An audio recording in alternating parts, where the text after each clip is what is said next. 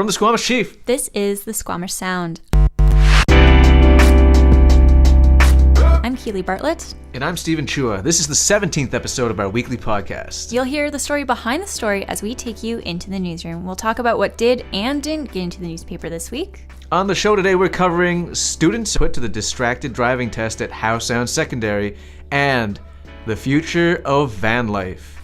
Squamish's controversial camping bylaw, and a little bit more on that. Finally, we're going to be hearing, of course, from our editor, Jennifer Thuncher, on her editor's pick.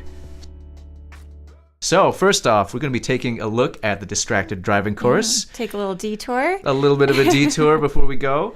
Keili was at an event where students got to try on some certain things. Yes. So it was a little bit bigger than that. First of all, they had this distracted driving course where the students got to walk through these different obstacles. So it was laid out between these different orange pylon cones, and there were tape and paint marks for where there was a crosswalk, where there was railroad tracks, actual things that you need to be paying attention to when you're a driver. And the students were supposed to be holding and looking down at a phone while somebody was yelling math questions at them and generally distracting them. And they had this little, you'll hear in some of the clips, there's this little honking, and they had a horn that they were blowing at them to mimic being honked at, basically. And how many of the students either hit somebody in a crosswalk or were hit by a train. All of the ones that I spoke to failed spectacularly. Wow. And then there was also the goggles. So it's pretty common in high schools to put on the alcohol impaired vision goggles. Right. But they also had a new pair of goggles. And what would this be? Cannabis, baby. And so they had these other goggles. They look different. They're the same shape and the same size, but whereas the alcohol impaired ones are clear and very fuzzy, the other ones were black and green. So I didn't have a chance to try them on because there were so many kids lined up. But that would be popular. We spoke to some of the students about the two differences between those two goggles, and you can hear that here. With them on, it was like suddenly, even though I could see, it wasn't going to my head properly. So I couldn't take my steps confidently, no matter what. As long as I relied on my sight, that is. And it's most definitely not a good idea to drive with your eyes closed. So the cannabis goggles, it made everything like far away and feel all like loopy, and I didn't like it. And then like the drinking one, it was weird because it was all like spinning and the lines were over where like they shouldn't have been. They should have been like in front of me, but it felt like they were to like the right of me. So it was really weird and hard to walk. Yeah, and how did you do? Poorly. Really bad. Did they tell you what kind of consequences you would have faced? Yeah, like I could have would have spent the night in the drunk tank, gotten my car towed, or I could have like gone to a serious accident and stuff like that. It was really hard to focus even where the line was and to try and stay on it straight. What do you think it would be like to drive like that? Really dangerous. A lot dizzier almost in a sense, but they had a little bit more, like I could follow the line a little bit better with those ones, whereas the other ones, they were just kind of really, really off and I couldn't see it. So as you can hear, it's a pretty disorienting experience, and I think it struck home for a lot of students because there's this false impression that cannabis doesn't actually impair your driving as much as alcohol does, whereas it clearly can. And at least it impairs it enough that it is a danger. So it was interesting. So this event was put on by ICBC to show students, because students are disproportionately distracted drivers and disproportionately involved in accidents that cause injury or fatalities with drugs and alcohol, more so than their age group should be. And so it was good that they had this set up where it was an interactive activity rather than teenagers being told what to do. They don't always respond well to that. So instead, the kids were having a lot of fun engaging with this, but they were able to put on these goggles and put themselves in the driver's seat, not literally, but see what that experience would be like without having to deal with consequences. But another thing I didn't really get into in the story about this, and you don't see it too much in the photos, but there were also local first responders on scene. And not because they thought that these kids were going to run into each other and injure themselves, but because the firefighters came out, the RCMP came out, the community policing volunteers came out, and the paramedics were there as well. So there were quite a few on deck. And so they weren't there for emergencies, but they were there so that the kids could ask them whatever questions they want. But it was also a way for them to get familiar with the equipment and also to see a familiar face. So if, heaven forbid, anything happens to these kids, that they get into one of these accidents, then they'll recognize the first responders who come to help them. And that might help calm them down and feel more safe that they're going to be taken care of. Wow.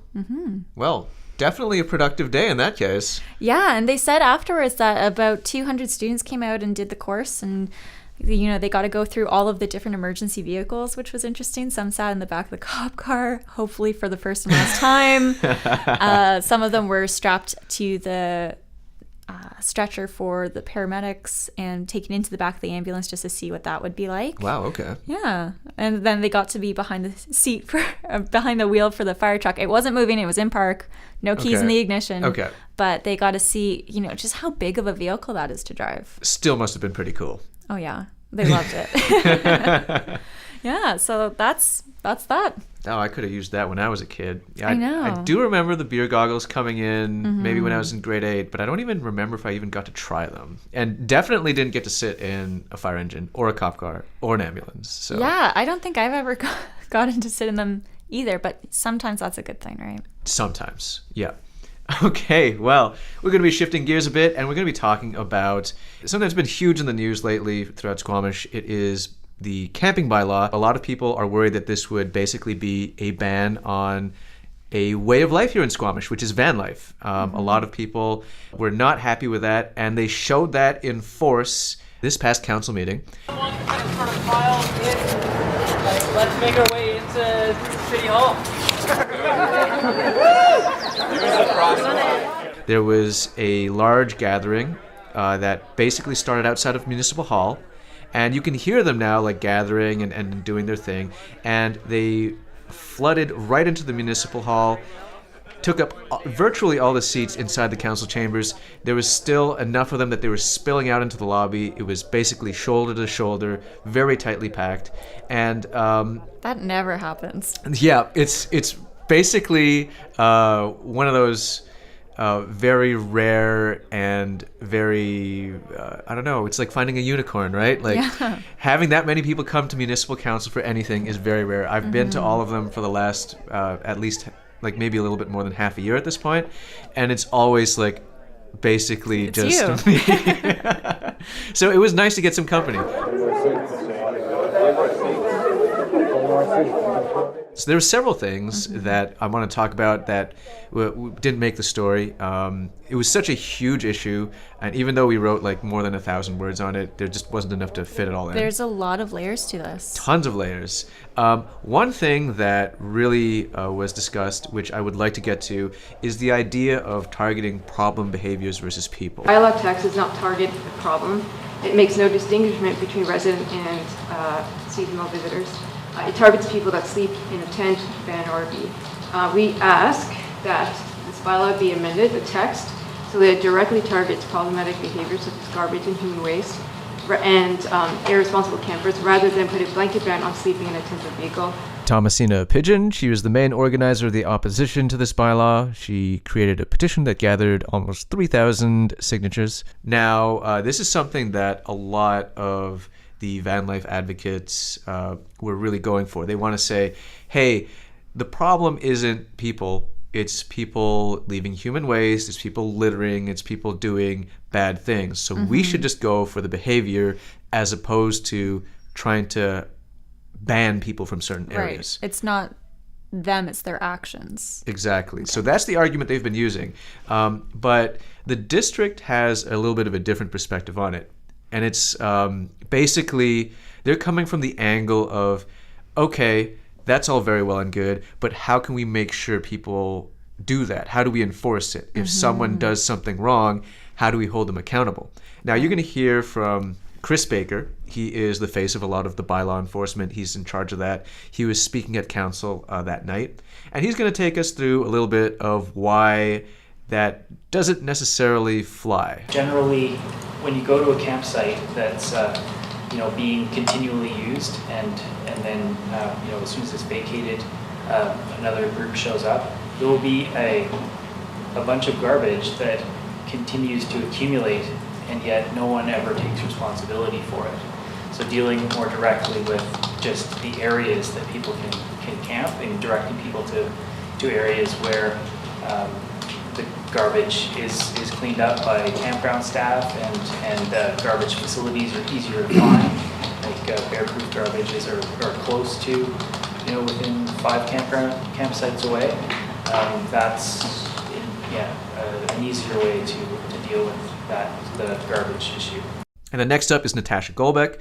She is the architect of a lot of this bylaw. She helped put it all together, and this is her reasoning on that as well. The enforceability of that is a real challenge because it's hard to prove who left all that garbage there. Or, we can't just have a stakeout and wait for somebody to have to practice bad camping practices. So as you can hear, that's the big challenge. How do you get people to behave when there's no way of holding them accountable to it?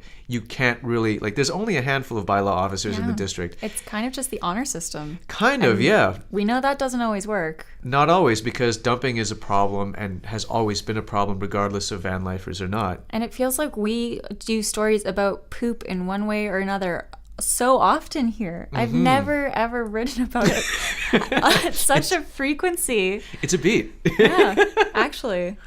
So yeah, that's the thing. They don't have the resources to have someone look stake out every single corner of the district and see, oh yeah, that guy was he's dropping one. Yeah, he's dropping one right now. And he also begs the awkward question of how do you prove that? Do you take pictures of the person doing it? You could DNA sample it. Do you DNA sample it? Yeah, so that's really too expensive though. It's crazy. So that's definitely one thing that the district has to go through that we weren't able to fit into the whole story, but it's something worth noting, regardless of whether you agree with it or not. And to the counter argument to that, I've heard, just reading the comments, some people saying, well, dogs kind of do the same thing.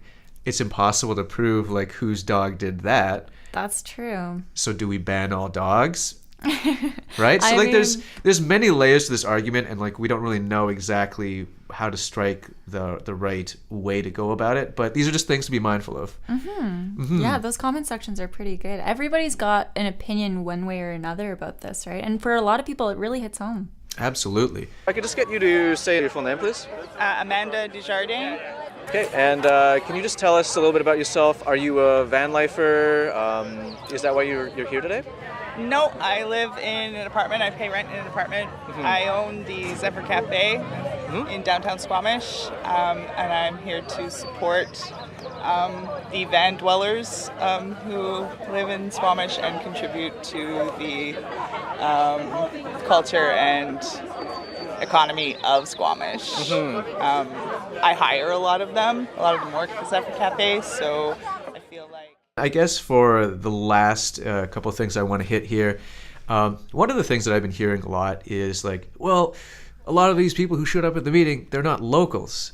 And it's hard to tell because... That's so difficult though, because who do you consider a local, right? Exactly. I've only lived in Squamish since January. I rent, and I rent in a house, but am I a local? I don't know. A lot of people would tell you I'm not. Yeah, well, same thing to me. I've been here for about 2 years now, and I think the joke here is you've got to live here at least 10 years before people even consider you kind of local. But aside from that, the other difficulty that I think that lies with that is I've known people that have lived here for years, and I think a lot of people, what they do is they first look at the license plates of each of the vans. There's some people that just don't change their license plates. Yes. Or don't change their driver's licenses. Like I've known people who've lived here for a while and they still have the same plate from the province that they came from. Whether it be like, Alberta or Quebec or Saskatchewan or whatever. I myself am a little bit guilty of this. I have BC plates, but like I haven't changed my driver's license address, and that has been a little bit awkward sometimes. So there is a population that is local in the sense that they've been living here for a while, but not technically But local, what are you right? supposed to put on your driver's license if you don't have a fixed address? Exactly. That's the next thing. So that's also another aspect of the conversation that I've been hearing a lot of, and I think is worth adding to this. And then the final thing I think is actually really interesting, is the District of Squamish has basically admitted on the record that they don't have enforcement tools. We're not allowed to camp on crown land in the municipality for the land permission policy section 6.2.1. We don't have, as I mentioned, an enforcement tool. So in a sense, it's legal because we have no way of enforcing that, but it is not allowed. And this comes as, another summer is about to hit. Van lifers are going to be going into this. So basically the idea is there are enforcement tools if you're parking on a city street or you're like a municipal park. But not always, because when we wrote about accessible parking, they said that there's a very finite time period when they're checking, and then if the bylaw officer isn't there in time to catch somebody in the act parking without a permit in an accessible parking spot, there's nothing you can do about it. Exactly. So they have some kind of means to do it on like very obvious areas. Like if you're parking in the middle of the street, they could probably fine you for that.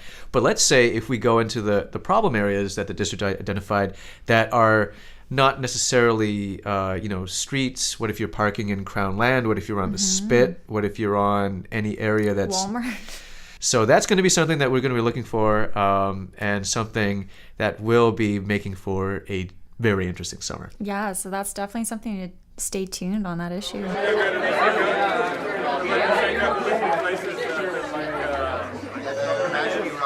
They passed the first reading and they stopped it there, which is great because originally they were supposed to pass all 3 readings in one go. So I'm really happy that they've listened to us and that we're open for discussion.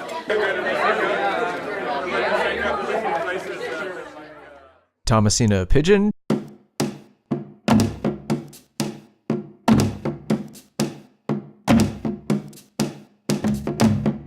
Okay, now we're bringing it to our editor's pick, where we bring in our editor, Jennifer Thuncher. She's here to tell us on what she believes to be the issue of the week. Jen, what's up? Hey, you sound tired. I am tired. Okay. I'm always tired. Okay.